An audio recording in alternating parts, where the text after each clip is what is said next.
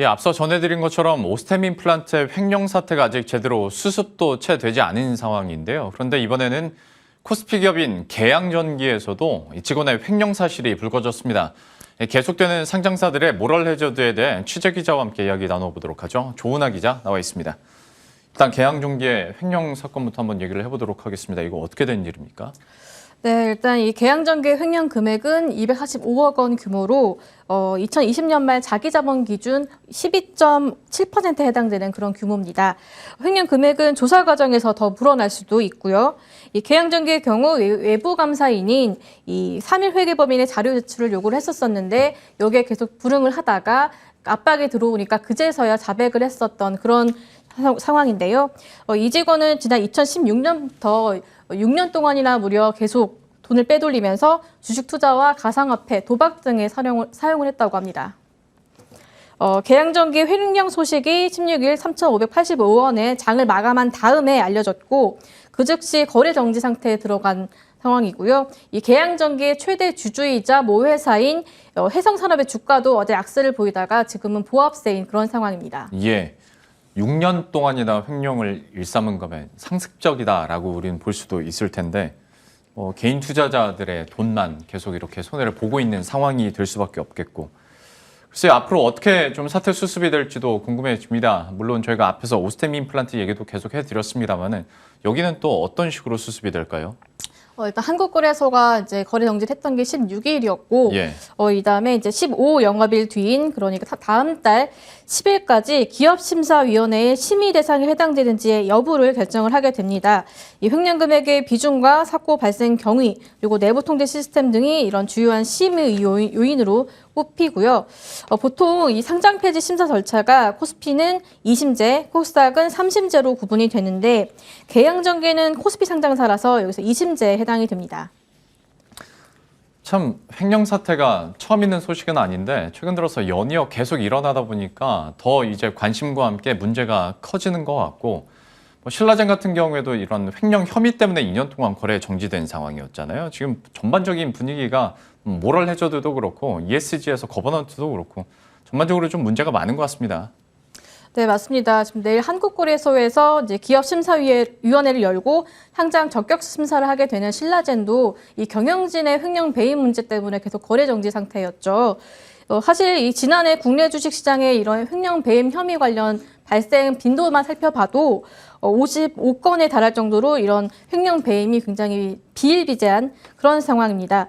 그래도 다행인 대목은 국내 상장사의 이런 횡령 배임 사건 발생 빈도가 2019년을 기점으로 점차 좀 줄어들고 있거든요. 이게 내부 회계관리제도 감사가 의무화된 시점인데 이 제도 도입으로 인해서 회계 투명성이 점차 나아지고 있는 그런 모습이 있긴 합니다만 이런 굵직한 회계 부정이 계속 터지고 있다 보니까 보다 실효성 있는 그런 제도가 보완이 되어야 된다. 이런 이야기들이 나오고 있습니다. 예. 하다 보니까 예전에는 코리아 디스카운트 한다면 우리나라에만 있는 뭐 재벌 문화랄지 아니면 좀 특이한 구조의 지주사 때문이다라는 얘기도 있었는데 요즘 들어서는 이런 뭐 어떤 시장에 대한 신뢰도 하락 그리고 모럴 해저드 이 부분이 더 많이 꼽히고 있는 것 같습니다. 문제를 해결할 수 있는 방법은 지금으로선 뭐가 있겠습니까? 일단 가장 큰 문제점이 이 내부 통제 시스템이 제대로 구축이 되지도 않았고 또 제대로 운영도 되지 않았다. 이게 문제인데요. 기업들은 그동안 이제 비용 부담을 이유로 해서 내부 통제 시스템 도입에 좀 소극적이었던 그런 모습입니다. 사상 최악의 횡령 사태를 일으켰던 오스템 임플란트 같은 경우에도 내부 통제 시스템이 이미 갖춰져 있는 그런 상태거든요. 그런데 최근 3년 동안 감사 보고서를 좀 검토를 해봤더니 감사 인력수가 2019년에 20명에서 지난해 3분기 기준으로는 11명으로 줄어들었어요. 또 인력 면면도 봐도 근속 인력 연수도 좀 짧습니다. 17년 경력의 그 실장이 3년 경력제로 바뀌었고 차장 인력의 평균 경력이 5년에서 3년 정도로 줄어들었습니다. 사실 또 심지어 이 코로나19를 핑계 삼아서 교육조차 제대로 이루어지지 않았습니다. 결국 이런 내부 통제 시스템이 구축만이 아니라 제대로 운영하는 게 중요하다 이렇게 볼 수가 있겠는데요.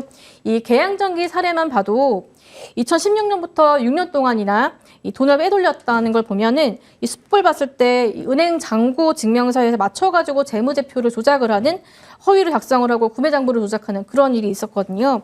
이런 일을 막기 위해서는 이 외부 감사인이 직접 금융기관에 잔액 확인을 요청을 하는 등 철저한 확인이 필요하다는 의견도 있습니다. 전문가의 의견 들어보시겠습니다. 최소한도 자금에 관해서는 그 사고를 방지하는 차원에서 은행 직접 조회는 절차를 꼭 밟도록 하는 것이 필요하다. 잔액증명을 받아오라 하고 직원한테 맡기는 것은 굉장히 위변조의 위험이 크기 때문에 감사인이 우편에 의해서 다이렉트로 받으면 되는 거예요. 네, 더불어 이 횡령 배임 등 문제를 일으킨 당사자에 대한 처벌도 강화를 해야 된다, 이런 의견도 나오고 있습니다. 우리나라의 이 횡령 배임 관련해서 권고 형량 기준이 2009년 시행한 수준에 좀 그쳐 있는 그런 모습인데요. 범죄 이득액이 300억 원 이상으로 권고 형량이 가장 높은 경우에도 기본 형량은 5년에서 8년 정도에 불과합니다.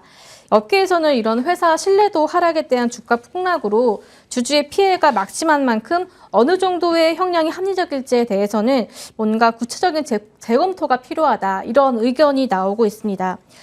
제가 이 최근 상장사들의 이런 모럴 해저드에 대해서 취재를 하면서 느꼈던 것들은 이런 기업인들이 내부 통제에 대한 그런 인식이 굉장히 느슨하다, 이런 것이었는데요.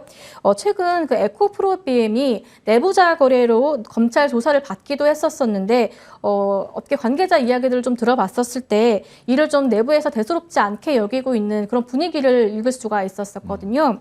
이게 회사 입장에서는 충분히 수습 가능한 일로 뭔가 자신감을 보이는 것으로 해석을 할 수도 있겠지만은 이게 또 투자자 입장에서는 아무래도 불안 요소일 수밖에 없습니다. 예.